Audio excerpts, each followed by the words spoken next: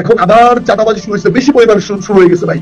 আবার দখল দায়িত্ব শুরু হয়েছে। কেরানীগঞ্জ গেছি, যে কারা এগুলো করছে সাধারণ মানুষ খুব ভালো করে জানে। ফেসিবাদ মুক্ত হয়েছে, বিকল্প ফেসিবাদী শক্তির উত্থান আমরা দেখতে পাচ্ছি। আওয়ামী লীগের লোকজন বিএনপির উপর খুশি। ওই দিনই বিএনপি আওয়ামী লীগ একটা অঘোষিত মিল হয়ে গেছে। রুমিন ফারহানা হাসিনার ঘনিষ্ঠ ছিল। বিএনপির কোটায় এমপি হয়ে শেখ হাসিনার সরকারের কাছে ফ্ল্যাট প্লট বরাদ্দ দেওয়া রুমিন ফারহানা নাকি গত 16 বছর হাসিনার আমলে খুব বেশি নিরাপত্তায় ছিলেন। আসসালামু আলাইকুম সম্মানিত প্রিয় দর্শক, আজকের খুবই গুরুত্বপূর্ণ একটি নিউজ দর্শক আপনাকে জানাই স্বাগতম। দর্শক, এবার তারেক রহমান মানে বিএনপি কে কিন্তু এবার কঠিন হুঁশিয়ারি দিয়েছেন সমন্বয়ক সার্জিস আলম, যেটার বিস্তারিত শুনলে কিন্তু দর্শক আপনি একেবারে রীতিমতো চমকে উঠবেন। কারণ হাসিনার পলায়নের পর থেকে কিন্তু বিএনপি যতটা জনপ্রিয় ছিল এই মুহূর্তে কিন্তু ঠিক ততটাই অজনপ্রিয় হয়ে উঠেছে বিএনপি। যার অন্যতম একটি কারণ হলো কিন্তু বিএনপির বেশ কিছু বিতর্কিত নেতা কর্মীদের কারণে কিন্তু জামায়াতের সঙ্গে বিরোধের সৃষ্টি হয়েছিল বিএনপির। আর সেই বিরোধ কিন্তু এবার ছাত্রদের সঙ্গে তৈরি হয়েছে বিএনপির, যার ফলে কিন্তু জামায়াত এবং ছাত্ররা কিন্তু এই মুহূর্তে একত্রিত হয়ে গেছে, যেটা কিন্তু বিএনপির জন্য অত্যন্ত ক্ষতিকরী বলা চলে। এমনকি আগামী জাতীয় নির্বাচনকে কেন্দ্র করে কিন্তু বিএনপিকে বেশ কঠোর হুঁশিয়ারি দিচ্ছেন কিন্তু ছাত্র সমন্বয়করা। তাই দর্শক আপনাকে বিনীত অনুরোধ করবো আমাদের আজকের এই ভিডিওটি সম্পূর্ণ দেখলেই কিন্তু আপনি বিস্তারিত একেবারে ভালো করে বুঝতে পারবেন। তাহলে চলুন দর্শক আপনার মূল্যবান সময়টুকু আর নষ্ট না করে আমরা শুরুতেই সমন্বয়ক সার্জিস আলমের কথাগুলি শুনে আসি। এতদিন একটা দল বলছে, এখন বলছে 5%। নাম জানতে চাইছেন না ভাই, কিছুদিন পর নাম বলে দিব। একদম কেন্দ্রীয় কমিটি ধরে ধরে নাম বলবো। আওয়ামী লীগের কোন কেন্দ্রীয় কমিটি কাকে কাকে বাড়িতে কোন দলের কারা কারা আশ্রয় দিয়ে রাখছিল, এখনো রাখছে, ভবিষ্যতে রাখার পরিকল্পনা করছে, কত টাকার বিনিময়ে, কত ক্ষমতার বিনিময়ে, কোন নেগোসিয়েশনে, ইচ এন্ড এভরিথিং বলা হবে। এগুলো বললেন না, মানুষজন খুবই লজ্জা পায় ভাই এগুলো শুনলে। যে কয়েকজন শহীদ হয়েছে তার মধ্যে 5-6 জন বিএনপি শহীদ, মানুষ খুবই লজ্জিত হয়, হাসাহাসি করে। আপনারা অনেক বড় দল, আপনাদের প্রতি আমাদের সেই রেসপেক্ট আছে।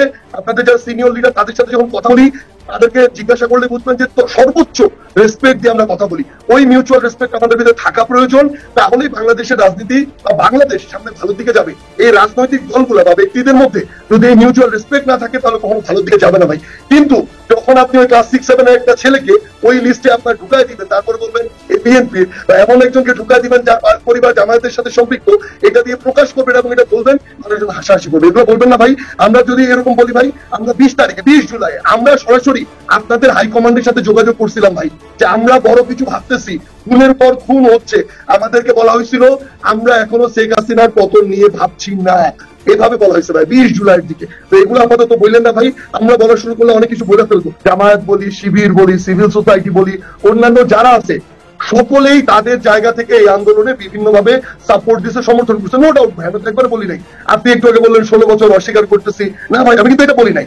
আমরা আমাদের জায়গা থেকে যেটা বলছি যে 16 বছরে সবার আলাদা আলাদা স্ট্রাগল ছিল, এটা আমরা স্বীকৃতি দিই।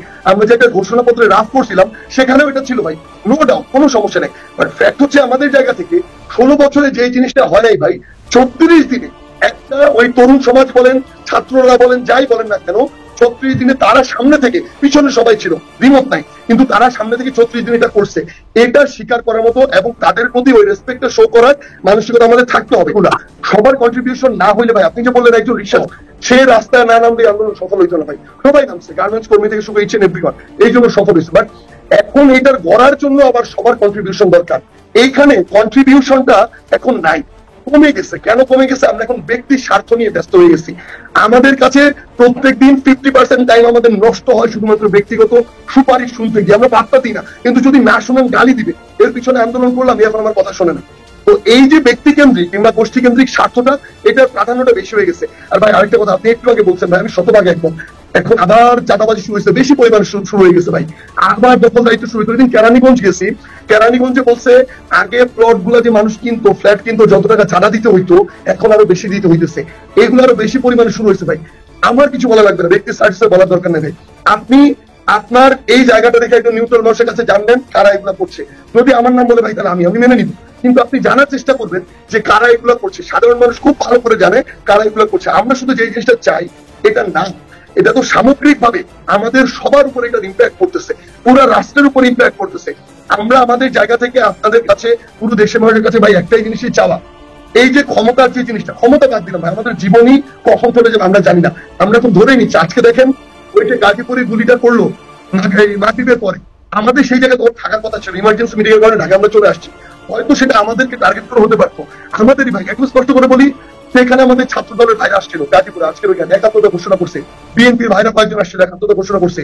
জামাত শিবিরের ভাইরা আসছিল, ইসলামী আন্দোলনের ভাইরা আসছিল। এই যে বিষয়টা, আমরা যেটা ভাই কন্ট্রিবিউশন সেটা অস্বীকার কেন করবো? এইটুকু সচ্ছাস আমাদের কেন থাকবে না?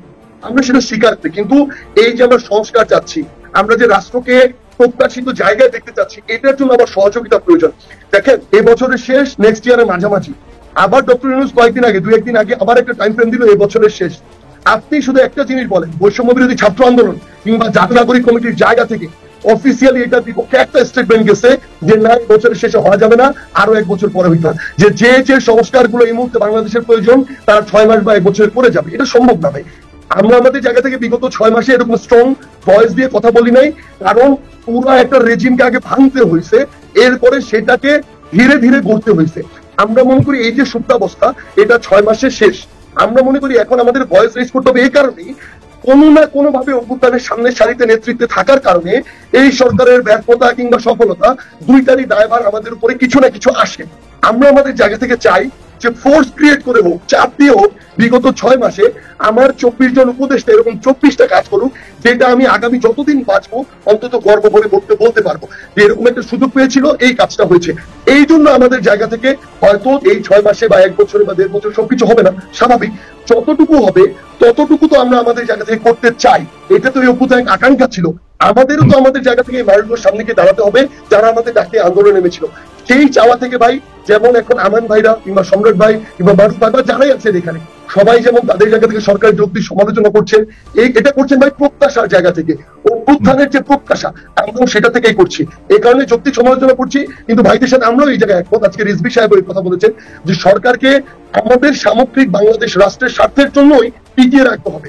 তো সেই জায়গায় আমাদের সমালোচনাও ততটা যৌক্তিক হওয়া প্রয়োজন, যতটা যৌক্তিক হওয়া উচিত, যতটা প্রাসঙ্গিক। সামগ্রিকভাবে একটা জিনিসই চাচ্ছি, আমি বিএনপি হই, আমি জামায়াত হই, আমি ইসলামী আন্দোলন বাংলাদেশ হই, আমি নতুন ছাত্রদের রাজনৈতিক দল হই, দিন শেষে এই যে এত মানুষ জীবন দিল, রক্ত দিল, ভাই আমাদের সবার চোখের সামনে দিচ্ছে। এখানে যে ভাইরা আছে তারাও চোখের সামনে দেখছে। আমরা মনে করি এই মানুষগুলো, এই পরিবারগুলো, এই জেনারেশনটা যেন আশাহত না হয়, আমরা দয়া করে সেটার জন্য কাজ করি। নিজেদের ভিতরে যদি কাদা ছড়াছড়ি করি তাহলে নিজেরাই আরো বেশি বিভাজিত হব, কাঙ্ক্ষিত লক্ষ্যে যেতে পারবো না। আশা করি এখানে একটাই প্রত্যাশা, আমরা ঐক্যবদ্ধ ভাবে এই অভ্যুত্থানের স্পিরিটকে সামনে রেখে আগামী বাংলাদেশ এমন ভাবে করবো যেটা ওই অভ্যুত্থানের সময় চোখের সামনে লাশ রেখে আমরা বাংলাদেশকে কল্পনা করেছিলাম, সেই বাংলাদেশকে আমরা আগামীতে দেখতে চাই। এটার জন্য ঐক্যবদ্ধ ভাবে ব্যক্তির স্বার্থকে এক পাশে রেখে দেশের স্বার্থ, মানুষের স্বার্থকে সামনে রেখে কাজ করার কোনো বিকল্প নেই। আমরা আশা করি করতে পারবো, আর আমরা যদি চাই তাহলে এটা সম্ভব। বিএনপির বিতর্কিত নেত্রী ব্যারিস্টার রুমিন ফারহানার বক্তব্য এখন আওয়ামী লীগের লোকজন শেয়ার করছে। বিশেষ করে বিদেশে পলাতক আওয়ামী লীগ নেতারা রুমিন ফারহানার বক্তব্য শেয়ার করছে, রুমিন ফারহানাকে ধন্যবাদ জানাচ্ছে। রহস্য কি, কারণ কি? দর্শক, ঘটনার সূত্রপাত রুমিন ফারহানার মাধ্যমে নয়। আপনাদের নিঃসন্দেহে মনে আছে আওয়ামী লীগের পলাতক নেতা জনাব ডক্টর হাসান মাহমুদ সাহেব, তিনি সম্ভবত বেলজিয়ামে একটা আওয়ামী লীগের ইন্টারনাল প্রোগ্রামে তিনি ধন্যবাদ দিয়েছিলেন। বিএনপিকে ধন্যবাদ জানাই, কারণ বিএনপি এখন মুক্তিযুদ্ধের পক্ষে নিয়েছে। বিএনপিকে ধন্যবাদ জানাই কারণ তারা আওয়ামী লীগ নিষিদ্ধের বিরোধিতা করেছে। কিন্তু এই যে দেশব্যাপী বিএনপির লোকজন আওয়ামী লীগকে মারে, এটা বন্ধ করতে হবে। বিএনপিকে ধন্যবাদ জানানো এবং আওয়ামী লীগের লোকজন বিএনপির উপর খুশি, এটা রুমিন ফারহানার মাধ্যমে শুরু হয়নি, এর শুরু হয়েছে মির্জা ফখরুলের মাধ্যমে। যেই দিন মির্জা ফখরুল বলেছেন প্রণয় ভার্মার সাথে দেখা করার পর ভারতের সাথে বিএনপির সম্পর্কের বরফ গড়েছে, ওই দিনই বিএনপি আওয়ামী লীগ একটা অঘোষিত মিল হয়ে গিয়েছে। তারই ধারাবাহিকতায় রুমিন ফারহানা হাসিনার প্লটখোর। রুমিন ফারহানা, হারুন, পাপিয়া এরা হচ্ছে প্লটখোর, হাসিনার ঘনিষ্ঠ ছিল।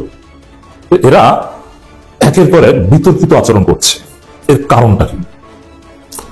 ৭১ টিভির একটা টকশোতে দেখেছেন আওয়ামীপন্থী দালাল সাংবাদিকদের সাথে মিলে মাননীয় প্রধান উপদেষ্টা প্রেস সচিবকে অযাচিতভাবে, যে বিষয়ে কোনো জ্ঞান নাই সেই বিষয়ে কিভাবে তাকে রোহিঙ্গা ইস্যু নানান ইস্যুতে হেনস্থা করেছে। ৭১ টিভি এইভাবে বয়ান দাঁড় করাচ্ছে যে এখন দেশের অবস্থা ভালো না, বরং তার চাইতে হাসিনার আমলে ভালো ছিল। রুমিন ফারহানাও ৭১ টিভির সেই দালাল অ্যাঙ্করের সাথে তাল মিলিয়েছে। আরেকজন আওয়ামী লীগ নেতার বক্তব্য শেয়ার করেছেন, দারুণ বক্তব্য রুমিন ফারহানার। এর মানে রুমিন ফারহানাদের বক্তব্য এখন আওয়ামী লীগের কাছে দারুণ। কি শুরু করছেন রুমিন, মানে কি বলছেন? মূল পয়েন্ট এটা, নানান বিষয়ে এই সরকার ভালো না, অমুক তমুক, সব জায়গায় ব্যর্থ, মানে হাসিনা ভালো ছিল, এখন এই সরকার খারাপ। এই তো গত 15 বছরের মধ্যে এখন নাকি ইনসিকিউরিটি ফিল করছেন, নিরাপদ বোধ করছেন না, রাতে বের হতে অনিরাপদ বোধ করছেন। আসলে কি তাই, বা এটা তার কাছে কেন মনে হলো? দর্শক, আমাদের মতে বাংলাদেশ স্বাধীন হওয়ার পর থেকে সবচেয়ে নিরাপদ সময় এখন পার করছি আমরা। এবং সবচেয়ে সুন্দর গণতন্ত্র বা গণতান্ত্রিক পরিবেশ এখন ডক্টর ইউনূসের শাসন আমলে এই সময় বাংলাদেশে যে গণতান্ত্রিক ইন্ডেক্স বা গণতান্ত্রিক যে পরিবেশ, এত সুন্দর গণতন্ত্র কোনো নির্বাচিত বা কোনো সময় কখনো ছিল না। এখন যে মত প্রকাশের স্বাধীনতা, সব দলের অবাধ বিচরণ, ফেসিস্ট বাদে, আপনি ডক্টর ইউনূসকে সকাল সন্ধ্যা গালি দিতে পারেন, কোনো সমস্যা নেই, কেউ কিছু আপনাকে বলবে না। উপদেষ্টাদের আপনি গায়েবানা জানাজা করতে পারেন, জীবিত উপদেষ্টাদের, কোনো পুলিশ আপনাকে ধরবে না। এই যে গণতন্ত্র, মত প্রকাশের স্বাধীনতা, সব দল স্বাধীনভাবে তার রাজনৈতিক কার্যক্রম চালাচ্ছে, নতুন নতুন দল আসছে, গণতন্ত্র বিকশিত হচ্ছে, একদল আরেক দলের বিরুদ্ধে বলছে, কিন্তু রাষ্ট্রীয় নিপীড়ন নাই। আওয়ামী লীগ এখন বহির্বিশ্বে বাংলাদেশ সম্পর্কে কি প্রোপাগান্ডা ছড়াচ্ছে যে বাংলাদেশের সংখ্যালঘুরা নিরাপদ নয়, বাংলাদেশের কোনো মানুষ নিরাপদ নয়, চোর ডাকাতে ভরে গেছে, ছিনতাইকারী রাস্তাঘাটে হাঁটা যাচ্ছে না, নারীরা অনিরাপদ। এটা কিন্তু আওয়ামী বয়ান। তারা বিলিয়ন অ্যান্ড বিলিয়ন ডলার খরচ করে এই বয়ান প্রচার করছে এবং ফেসবুক লিখে সেগুলো ডলার দিয়ে বুস্ট করছে। তবে দর্শক বুঝতেই পারছেন যে আওয়ামী লীগের বয়ানটাকে স্ট্রেংথেন করছেন ব্যারিস্টার রুমিন ফারহানা। ব্যারিস্টার রুমিন ফারহানার মতো একজন রকেস্টার বিরোধী দলীয় নেত্রী যদি বলে, মানে আওয়ামী লীগ আমলে যিনি বিরোধী দলীয় নেত্রী ছিলেন, যে গত 15 বছরের মধ্যে এত ইনসিকিউর আমি কখনো ছিলাম না, রাস্তাঘাটে হাঁটতে ভয় পাচ্ছি সন্ধ্যার পর, তাহলে আওয়ামী লীগের সেই বয়ান বৈধতা পেল। অন্য কেউ বললে ভিন্ন কথা।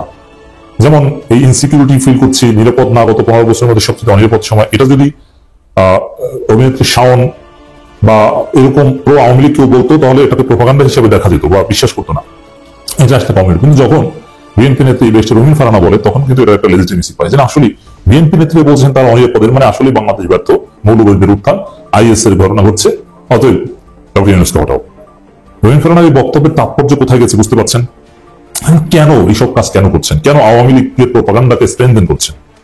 ৭১ টিভিতে গিয়েও কেন করেছেন? যমুনা টিভিতে এসে কেন আওয়ামী লীগের বয়ানকে এস্টাবলিশ করছেন রুমিন ফারহানা? এর কারণ হচ্ছে বিএনপির কোনো রাজনীতি নেই। বিএনপি একটা অপ্রাসঙ্গিক হয়ে পড়ছে, জনগণের কাছে যাওয়ার মতো কোনো বয়ান নেই। 31 দফা ইনভ্যালিড, নেতা কর্মীরা করে চাঁদাবাজি। রুমিন ফারহানা নিজেও এটা নিয়ে কথা বলছেন, ব্যাপক চাঁদাবাজি, রিপোর্ট তৈরি করছে। কি বলবে? কি নিয়ে রাজনীতি করবে? কার বিরুদ্ধে বলবে? জামাতের বিরুদ্ধে বলবে? তা তো কেউ মানুষ বিশ্বাস করে না। মুক্তিযুদ্ধ ব্যবসা শুরু করেছে, কিন্তু সেটা লাঠে উঠেছে। এখন কি করবে? এর মানে বিএনপি আসলে হতাশ, বলার মতো, জনগণের কাছে উপস্থাপন করার মতো কিছু নেই, যার ফলে এখন উল্টাপাল্টা বলছে। এটা হচ্ছে একটা দিক। আরেকটা দিক হচ্ছে আসলেই তারা এখন অনিরাপদ বোধ করছেন। কারণ কি? আওয়ামী লীগ আমলে এই রুমিন ফারহানারা এরা ব্যবসা করতেন। কি ব্যবসা? আন্দোলন ব্যবসা। আন্দোলন ঘোষণা দিতেন, আওয়ামী লীগের কাছ থেকে টাকা পয়সা খেয়ে আন্দোলন প্রত্যাহার করে দিতেন। সেই ব্যবসাটা এখন চলছে না, জমজমাট না। সম্মানিত দর্শক শ্রোতা, শুরুতে আপনাকে অসংখ্য ধন্যবাদ জানাই সম্পূর্ণ ভিডিওটি দেখার জন্য এবং এই ভিডিওতে আলোচিত বিষয়গুলো শোনার পর আপনার কি মনে হয়েছে? সমন্বয়ক সার্জিস আলমের কথাগুলি কতটা যুক্তিযোগ্য এবং আসন্ন নির্বাচনে কতটা ভরাডুবি হবে বিএনপির? দর্শক কমেন্ট করে জানিয়ে দিন আপনার মূল্যবান মতামতটুকু।